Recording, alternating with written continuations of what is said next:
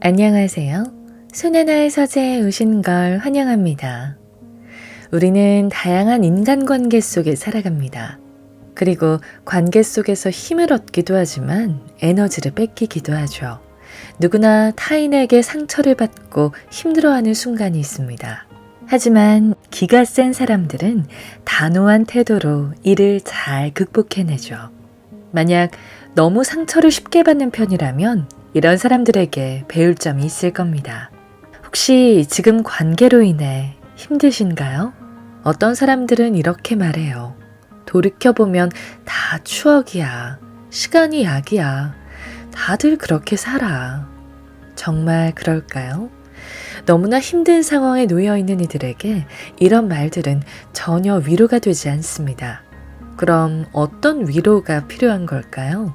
바로 공감입니다. 오늘 읽을 책이 큰 도움이 될 겁니다. 혼자인 건 좋지만 외로운 건 싫어. 책의 제목부터 공감하시는 분들이 많을 거예요. 이 책의 저자도 인생의 힘든 시기를 겪었기에 관계 속 어려움을 토로하고 어떻게 이겨내고 있는지를 말해줍니다. 아프고 견뎌내야 하는 시기가 오더라도 우리는 인생을 살아내야 하기에 어떻게 고통의 파도에 휩쓸리지 않고 자유로워질지 함께 읽어보시죠.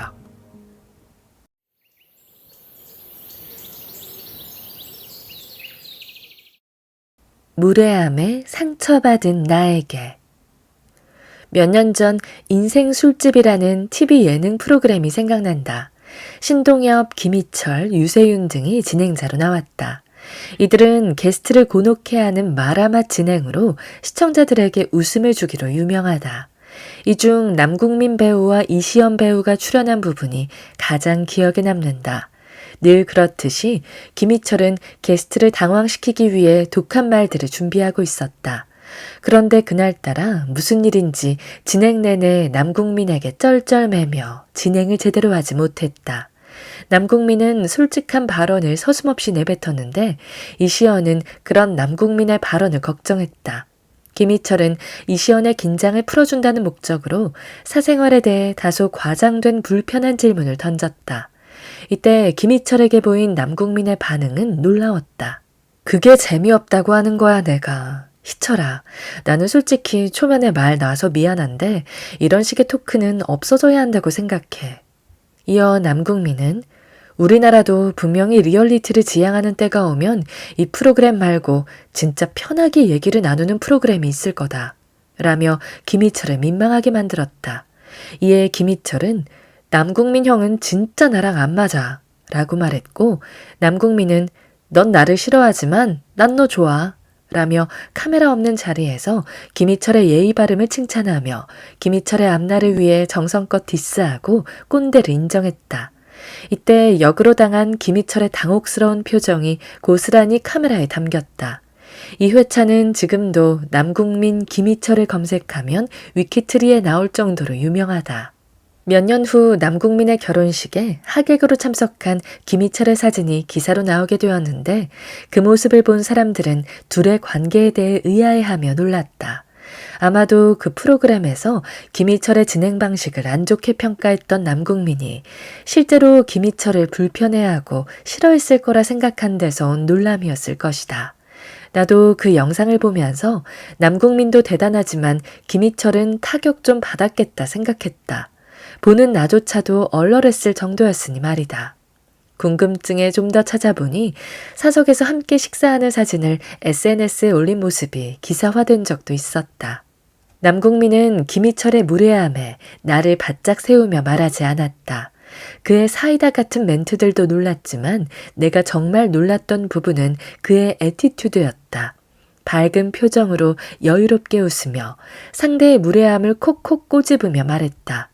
절대 기분 나쁘지 않게. 그러면서 핵심은 정확히 전달하는 어투였다. 그런 반면 카메라가 없는 자리에서 김희철의 예의 바름을 칭찬하는 그의 모습에서 진짜 된 사람이라는 것을 느꼈다.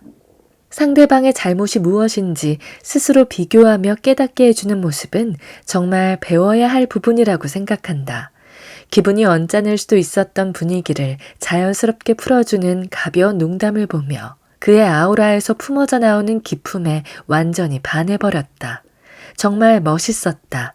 말 그대로 기존세였다.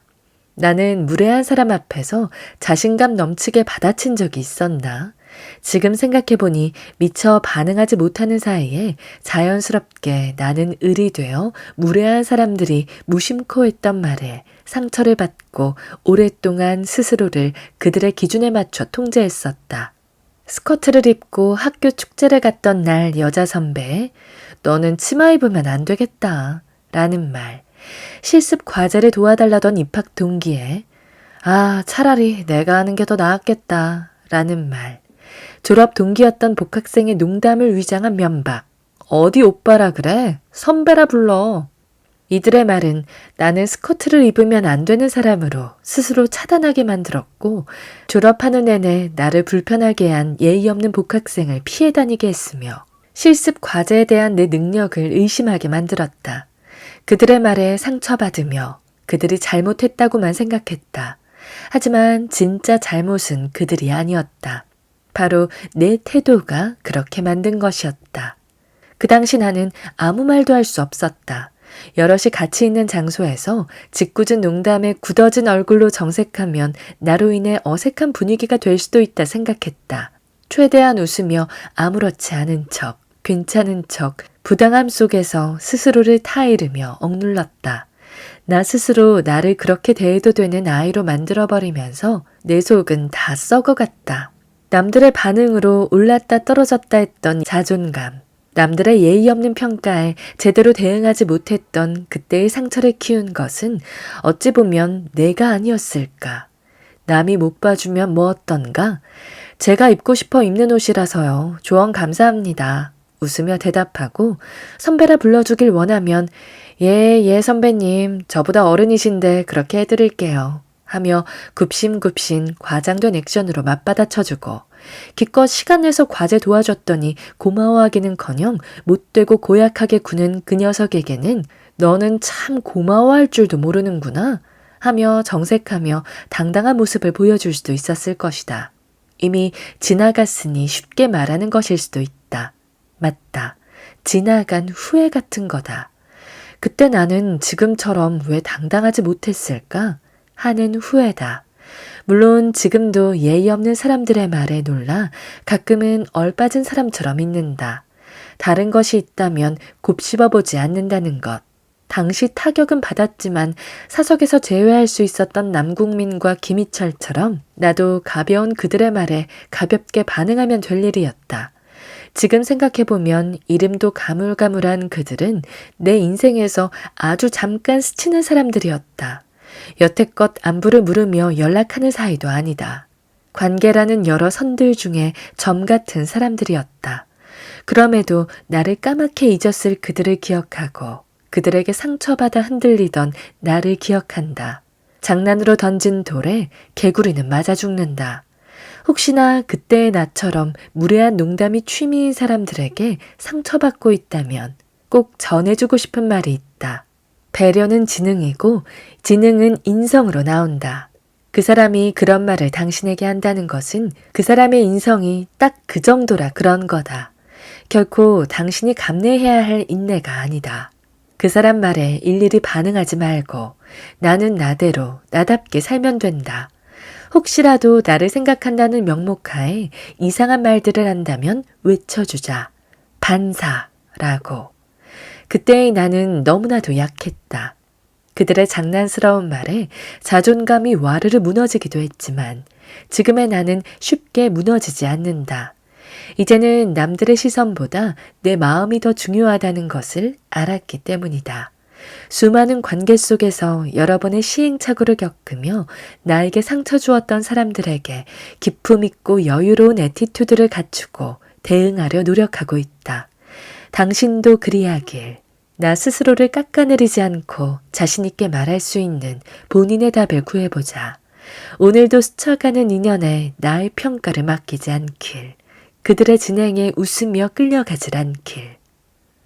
휘둘리지 말고 휘두르지 말고. 새로운 직장에서 적응하면서 친해진 A가 있다. 힘든 날에는 장문의 문자로 위로를 해주던 고마운 사람이었다. 그러던 어느 날 우연히 내가 없는 자리에서 A가 내 험담을 한다는 소리를 들었다. 그 말을 듣는 순간 잠시 정신이 아득해졌다. 그렇게 나와 친했던 사람이 도대체 왜? 라는 생각만 들었다. 나의 어떤 점이 마음에 안 들었던 것인지, 내가 실수를 했었던 것인지, 주변의 상황으로 그렇게 된 것인지 짧은 순간 5만 가지 생각들이 지나갔지만 도무지 알 수가 없었다. 정신을 차리고 보니 나는 이미 그 사람이 했던 행동과 같이 A의 얘기를 전해준 B와 함께 속사포처럼 A의 험담을 늘어놓고 있었다. 내 험담을 했다는 말에 흥분했던 것이다. 그렇게 말을 하고 나니 잠시 속이 후련해지고 통쾌해진 듯 했다. 하지만 문제는 다음 날 A를 마주했을 때였다. 어제의 나와는 다르게 A의 말에 또다시 웃고 즐거워하는 나의 이중적인 모습에 소름이 끼쳤다. A와 나는 별반 다를 게 없는 미성숙 그 자체였고 화내지도 못하면서 아무렇지 않은 척 웃으며 즐겁게 반응하는 내가 한심했다. 게다가 어제 같이 얘기하던 B도 분명 나의 이중성을 느꼈을 것이라고 생각하니 갑자기 얼굴이 화끈거렸다. 생각해보니 내 앞에서 A와 B 또한 다른 사람의 험담을 했던 사람으로 내가 없는 자리에서 충분히 나의 험담을 할 수도 있는 사람들이었다. 별로 놀랄 것도 없는 사실에 혼자 약이 오르고 화를 내고 있었다. 더군다나 나는 그 사람이 늘어놓는 험담이 친해졌다는 친밀감의 표현으로 생각하고 함께 동조하고 웃고 떠들었다. 이제는 그 험담의 대상이 내가 되었을 뿐이었다. 그렇게 생각하고 나니 씩씩거리며 화가 날 일도 아니었다. 한바탕 시끄러웠던 마음의 폭풍이 점점 잦아들고 객관적인 생각으로 거칠어졌던 마음을 다스려가며 흥분을 가라앉혔다. 그래, 괜한데 감정 소비하지 말자 라는 생각이 들었다. 그리고 왜 나의 험담이 나오게 되었을지 상황에 대해 다시 한번 생각해 볼 필요가 있었다. 사실 나는 팀장이라는 직급이 좋았을 뿐 실질적인 중간 관리자 역할을 못하고 이 사람 저 사람 말에 휘둘려 중심을 잡지 못했다. 그러다 보니 트러블의 가운데 서서 양쪽을 중재하느라 고생했던 적도 있었다. 다시는 그러고 싶지 않았다. 그때와는 다르게 아닌 것은 아니라고 차단하고 맞는 것에는 힘을 실어 병원 내부적으로 안정을 도모하고 발전하는데 도움이 되고 싶었다. 그러려면 변화가 필요했다. 나름 점진적인 변화를 유도했다고 생각했는데 안정을 추구하는 사람들은 그조차도 급하다는 생각에 거부감이 들었을지도 모른다. 그런 여러 가지 상황들로 잠깐의 불평이 나온 것일 뿐이었다고 생각하니 충분히 A의 감정이 이해가 되었다. B 역시 분란을 일으키기 위해서라기보다 나를 좋아하고 걱정했던 마음에 이런 반응도 있으니 참고하라는 뜻이었을 것이다. 그렇게 생각하고 나니 마음이 참 괜찮아졌다. 나는 아직도 어른이 되려면 멀었나 보다. 여전히 주변에서 들려오는 나의 험담에 화도 나고 예전처럼 감정적으로 대립하며 이기고 싶다. 그리고 지금도 관계에서 상처를 받고 가끔은 복수를 꿈꾸며 시간을 보내기도 한다. 물론 실제로는 복수를 실행하지는 않는다. 그로 인해 잃어버릴 나의 소중한 행복을 알기 때문이다. 휘둘릴 필요 없다. 그렇다고 내가 휘두를 필요도 없다. 나를 험담하는 말에 동요하지 말고 내가 들은 험담에 동조하지 않으며 그저 그러라 그래, 그럴 수 있어 하면 된다. 모든 일이 그렇다. 그냥 그런 거다. 굳이 이유를 찾아 묻지도 감정을 섞지도 말자. 모두에게 좋은 사람일 수도 없고 좋은 사람일 필요도 없다. 나를 괴롭게 하는 사람들은 내가 속상해하는 것을 보고 싶어 한다. 그런 사람들은 그냥 흘려보내자. 그 사람들마저 내 안에 가두기엔 너무 벅차다. 그러니 시간이 흐르듯 내 인생에서도 가볍게 흘려보내도록 노력해보자. 나는 더 이상 예전처럼 속상해하지 않을 것이다. 그렇게 하는 것이, 내가 상처받지 않는 것이 그들에게 할 수 있는 최고의 복수다. 당신도 흘려보내고 있다면 축하한다. 당신의 복수 성공을. 커트. 당신을 끊어냅니다. 내가 살아내고 있는 인생은 사람이라는 점들을 만나 관계라는 선을 만들어내는 것이라고 생각한다. 이 점들과 선들은 무수히 많은 시행착오들을 겪으며 새로 만들어지기도 하고 없어지기도 한다. 어떤 선은 희미하게, 어떤 선은 진하게 명도의 차이로 어느 기준을 갖고 나눠지고 있다. 그 안에는 너덜너덜 버티다 힘겹게 끊어진 선도 있다. 20대 중반의 사회생활은 참고 버티고 이겨야만 했던 힘겨운 나와의 싸움이었다. 약한 멘탈로 기분이 태도가 되면서 감정의 실타래가 엉켜버리는 날도 종종 있었다. 그러다 가뭄에 콩나듯 누군가의 인정을 받으면 그날은 최고 행복한 날이었고, 누군가의 질책을 받으면 한없이 나락으로 떨어졌다. 특히 특정한 이유 없이 나를 미워하는 사람들과 매일 마주하는 일이 제일 힘들었다. 분명 나와 웃으며 대화하는 사이인데 왜 내가 안 보이면 온갖 험담을 하는지 알 수 없었다.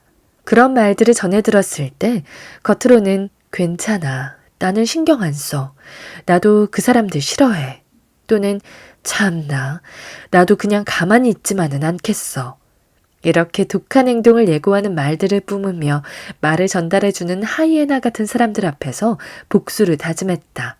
재밌는 구경거리를 예고하며 관중들을 모으기도 했다. 그러나 호기로운 말과는 상반되게 나의 일과 시간은 그들의 행동거지 하나하나 신경 쓰느라 예민했고, 수군거리는 듯한 소리에 나의 감정들은 겨울날의 찬바람처럼 춥고 날카로워졌다. 여전히 나를 힘들게 하는 상대방의 틈을 노리며 방어적인 태도로 임하던 복수도 발전하기 시작했다. 시간이 지나서는 좀 더 지능적으로 그들이 화내는 포인트를 덧쑤시며 선제 공격을 하고, 겉으로는 강한 척, 도장 깨기처럼 적이라 생각됐던 사람들과 언쟁을 벌였다.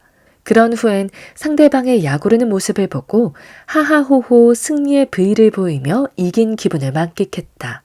아니, 만끽하는 척했다. 나의 싸움을 지켜보는 사람들 앞에서는 강자처럼 여유롭게 그래야만 한다고 생각했다. 실은 너무 아프고 힘들었으면서도 말이다.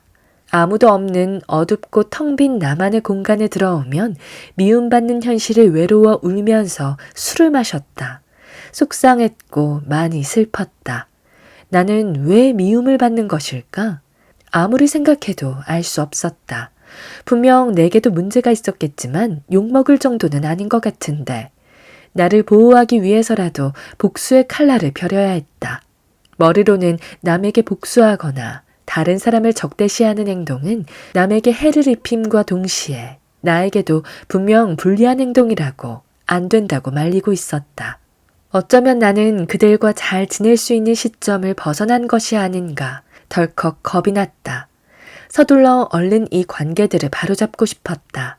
내일도 모레도 계속 마주쳐야 하는 관계라면 괜찮았던 시점으로 돌아가야만 했다. 결국 내 마음의 상처는 대충 덮어버리고 그들과 휴전을 선택하게 되었다. 겉으로는 잘 지내는 척했지만 속으로는 또 실수하는 것은 아닌지, 내 행동이 또 밉보이는 건 아닌지 눈치 보기 바빴다. 나의 건강한 웃음기는 점점 사라졌고 가식의 미소를 짓는 날이 많아졌다. 깊은 감정의 골을 풀고자 얕은 사과를 건넨 나를 그들이 고스란히 믿어줄 리 없다고 생각했기에 가식이라도 보여주어야만 했다. 강한 척 웃으면서 슬픈 패배감을 저 깊이 숨겨두었다. 들키고 싶지 않았다. 그렇게 1년을 버티고 참고 잘해보려 노력했다. 그러면서 나의 상처를 스스로 가십거리로 만들어 그들과의 관계를 재밌게 관전하던 타인들에게 던져주듯 얘기했다. 다른 사람 앞에서 아무렇지 않은 척 부풀렸던 자존심 때문이었던 것 같다. 스스로를 가십거리로 만든 덕분에 집에 돌아가면 내 마음은 만신창이가 되어 있었다. 낮에는 남 신경 쓰느라 내가 제대로 된 위로 한 번 건네지 못했고, 혼자만 있는 밤이 되면 술의 힘을 빌려 내게 하고 싶었던 솔직한 위로를 건넸다. 그렇게 몇 날 며칠을 술잔에 기울였다. 위태하게 흔들리던 밤이 지나 아침이 되면 다시 삐에로 가면을 쓰고 전날 나의 검정을 아무렇지 않게 위장하며 멀쩡한 모습으로 출근 준비를 했다. 내 마음은 슬픔과 외로움, 노여움에 점점 잠식되어 갔고 마음이 힘든 만큼 몸도 서서히 망가지고 있었다. 하루하루를 전투하듯 힘겹게 버티다 보니 선심 쓰듯 주어진 팀장이라는 직함을 얻었다. 이상하게도 어렵게 얻어낸 승진이 그다지 기쁘지 않았다. 그즘 일하다가 콜라색 소변을 보게 되었고 대학병원 조직검사를 하게 되면서 사구체 신염이라는 만성질환을 얻게 되었다. 검사 결과에 어안이 벙벙해졌다. 신장병이라니 덜컥 겁이 났다. 곧 정신을 차리고 내가 제일 먼저 해야 할 일을 선명하게 떠올릴 수 있었다. 내 몸이 힘겨워하는지도 모르고 미련하게 억지로 근근히 이어오던 가느다란 줄을 아프고 나서야 끊어낼 수 있었다. 흔히들 요즘 신입들은 끈기가 없어. 아니다 싶으면 적응하려 들지 않고 곧장 일을 관두고 떠난다니깐 이라고 말을 한다. 과연 끈기만의 문제일까? 나는 그렇게 생각하지 않는다. 일이 힘들어서가 아니다. 관계가 힘들어도 견딜 수 없다. 그런 말은 사람으로 보지 않고 오로지 노동력으로만 보기에 그렇다고 생각한다. 그 사람의 마음은 그 사람만이 안다.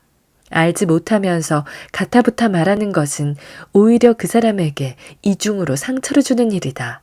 내 인생을 흔들 만한 사람이 아니면 흘려보내라 라는 말이 있다. 힘들면 떠나도 된다. 마음이 너무 괴롭고 힘들다면 얕은 관계에 끌려다니지 말고 내가 관계의 주체가 되어 과감하게 끊어내길 바란다. 10대 때의 일이다. 한참 사춘기를 겪던 시절 내향인 성격이 너무 뚜렷해 친구들 관계에서 무례한 장난을 걸어오는 친구에게 하고 싶은 말을 하지 못해 우물쭈물했었고 겨우 말하려고 하면 눈물부터 나와 말문이 턱 막힐 때가 있었다. 지금 생각해보면 같이 어울리던 친구들이 나를 만만하게 대했던 것도 이런 모습 때문이었던 것 같다. 결국 상대의 말에서 받은 상처는 낫지 못하고 안으로 골마터져 극단적으로 손절한 친구도 몇 명 있었다. 친구에 대한 배려의 의미로 혹시나 하는 마음에 말을 아끼다 어느 날 갑자기 분노 게이지의 용량이 다 되어 친구를 손절했던 것이다. 내가 왜 이런 행동을 했는지 영문을 모르던 친구 입장에서는 어느 날 갑자기 당한 예의 없는 행동으로 보였을 것이다. 그러다 보니 자연스레 나를 싫어하는 친구가 생기기 시작했다. 아무 말 없이 상대를 손절하는 행위는 이기적인 나만을 위한 것이었고 영문을 모르는 상대에게는 결례라는 것을 나쁜 상황으로 악화되고 나서야 알게 되었다. 아무런 예고도 없이 상대를 회피하는 것은 제일 나쁜 자기 방어라는 것을 말이다. 그 이후론 말하지 않아도 알아줄 것이란 마음을 내려놓고 상대의 관점에서 기분 나쁘지 않을 단어를 찾아 말하기 시작했다. 최대한 상대를 배려하려 노력한 것이다. 이런 노력에도 불구하고 변함없이 무례한 행동을 한다면 시간을 두고 서서히 멀리했다. 마치 손절한다는 것을 눈치채지 못하게. 하지만 연락은 하지 않음을 분명히 한 채로. 끊어낼 당시에는 많이 아프고 힘들었겠지만 치유의 시간은 미련으로 억지로 버틸 때 오는 후폭풍보다는 그리 길지 않을 것이다. 그러니 너덜너덜해진 관계 속에서 고민하는 사람들에게 오직 그대들만 생각하길 바란다고 말해주고 싶다. 내가 있어야 관계가 있고 주변이 있는 것이다. 그때 차라리 상처받은 마음을 누군가에게 숨김없이 그대로 보여주고 나를 힘들게 하는 관계에 연연하지 말고 얼른 끊어내라는 조언을 받았다면 나는 더 행복하고 더 반짝반짝 빛났을 것이다. 뒤늦은 후회지만 나는 오늘을 후회 없이 살아간다. 손절의 의미. 엄마, 나 친구랑 절교했어. 빨래를 정리하던 내 곁에서 장난감을 가지고 놀던 7살 아들의 말이었다. 절교의 무게를 모르고 하는 말이 귀여워 웃으며 왜냐고 물었더니 그냥 이라며 대수롭지 않게 대답했다. 역시 아이다운 대답에 엷은 미소가 지어졌다. 어렸을 때 나도 친구들과 장난치다가도 어느 순간 틀어지면 너랑 절교야 라는 말을 곧잘 했었다. 어렸을 적 나와 지금 내 아들은 이 말의 무게를 몰랐기 때문에 할 수 있었던 말인 것 같다. 요즘 흔히들 하는 손절과 비슷한 의미다. 손절은 주식시장에서 쓰이던 손해를 보더라도 적당한 시점에서 끊어낸다는 뜻으로 요즘은 사람과 사람 사이의 관계를 끊어낸다 라는 뜻으로 더 많이 사용하는 말이다. 중고등학교 시절만 해도 나와 잘 맞지 않는 친구와의 관계 정리는 그다지 어렵지 않았다. 물론 당시는 매우 아팠지만 지금 생각해보면 성인이 돼서 할 수 있는 손절에 비해 비교적 쉬웠던 것 같다. 싸워서 생긴 생채기에 서로 보고도 못 본 척 지나가면서 점점 연락 횟수가 줄어들고 그렇게 서서히 다른 친구들과 지내게 되면서 자연스럽게 멀어질 수 있었다. 성인이 된 우리는 손절이라는 것을 그때만큼 잘 해낼 수 있을까? 대학생 때까지만 해도 그런 관계 정리는 어느 정도 할 수 있었던 것 같다. 나를 불편하게 했던 선배는 안 보면 되고 마음 안 맞는 친구와는 같은 과목 수강을 안 하면 되는 거였고 개인적인 사유로 휴학도 할 수 있었다. 나 위주로 생각하면 되는 거였으니까 비교적 쉬웠다. 하지만 돈과 연결된 복잡한 관계에서는 내가 상처를 받아도 손절이 쉽지 않다. 취업한 후 부당한 대우나 무례한 행동에서 손절하기보다는 참는 것을 자연스럽게 선택한다. 그래야 내가 버티고 돈을 받을 수 있으니까. 이건 어쩔 수 없는 선택이기도 하다. 나 역시도 사회 초년생이 되었을 때 참아야만 하는 관계가 무엇인지 알게 되었다. 갑과 을의 관계에서 부당 대우를 겪었는데 당시 일하던 곳 대표님은 50대셨고 나는 25살 정도였다. 이분은 단 둘이 있을 때 성희롱의 선을 아슬아슬하게 넘어다니셨다. 인사할 때 양손을 벌려 품 안으로 들어오라는 제스처를 한다거나 가슴 쪽에 뭐가 묻었다며 털어주려는 손짓을 한다거나 데이트할 때 무엇을 하는지 궁금하다면서 이것저것 묻거나 등등. 지금 생각해보면 절대 참지 않았을 행동들이었지만 그땐 그만둘 정도라는 생각을 못했다. 어쩔 수 없이 차선책으로 했던 선택은 양손 벌려 들어오라 할 때는 하이파이브를, 대표님 방에 들어갈 때는 문 열어놓고 들어가는 등 나름의 장난스러운 방법들로 회피하며 참는 쪽을 선택했다. 물론 주변에 말해볼까 생각을 안 해봤던 것도 아니다. 엄마에게 말해서 도움을 받아볼까 했지만 나는 성인이었고 당장 그만둬 라는 말을 들을까 두려웠다. 그만두기엔 들어간 지 한 달밖에 되지 않은 신입이었다. 다른 곳에 취업하려 해도 여기서 1년은 배워야 경력으로 인정받을 수 있다고 생각했다. 그래서 그만둘 수 없었다. 그만둘 것도 아니면서 정색하고 덤비는 나의 말에 어색하고 엄해질 분위기가 싫어 혼자 참고 해결하기로 마음먹었다. 30대가 돼서야 참기만 해서는 100% 해결되는 일도 없다는 것을 알게 되었다. 아니다 싶으면 먼저 손절을 외쳐야 했다. 하지만 관계를 끊기만 하는 손절이 과연 나에게 도움이 될까? 진정한 사회생활 속 손절은 거리두기 스킬이 있는 숨은 손절을 선택해야만 한다. 성향이 맞지 않던 상사가 있었다. 이분은 기분이 안 좋으면 주변 공기까지 얼게 하고 본인의 감정을 얼굴로 고스란히 드러내는 바람에 옆에서 보는 사람까지 눈치 보고 불편하게 했다. 어떤 제안을 하면 항상 부정적인 대답을 먼저 하고 본인의 생각과 다른 말을 하면 대부분 동의하는 일이 없던 사람이었다. 거기다 자신에게 잘하지 않는 직원에 대해서는 뒷말도 서슴지 않고 남의 험담을 참 좋아하던 사람이었다. 그 사람이 내 험담을 했다는 것을 알게 되었을 때는 분노 게이지가 치솟았다. 하지만 그만둘 수 있는 상황이 아니라서 매일 볼 수밖에 없어 마음속으로 격한 손절을 외치고는 행동에 나섰다. 먼저 업무 외에는 절대 엮이지 않았다. 업무적으로 연결될 수밖에 없던 핸드폰 번호와 카카오톡 이외에는 대화조차 피했다.